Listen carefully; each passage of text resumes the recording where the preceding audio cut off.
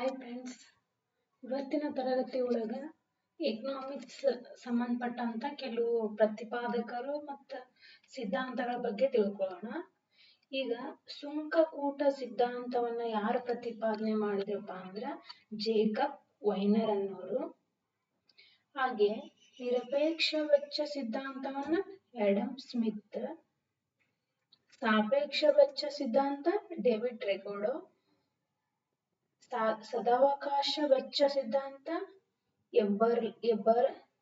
ಎಬರ್ಲರ್, ಪರಸ್ಪರ ಬೇಡಿಕೆ ಜೆ.ಎಸ್. Mill, factor endowment theory ಯಾರು ಮಾಡಿದಾರ ಎಚ್ಆರ್ ಓಲಿನ್ ಅವರು. ಆರ್ಥಿಕ ಅಭಿವೃದ್ಧಿ ಸಿದ್ಧಾಂತವನ್ನ ಜೆ.ಎಂ. ಶುಂಪೀಟರ್. Thank you.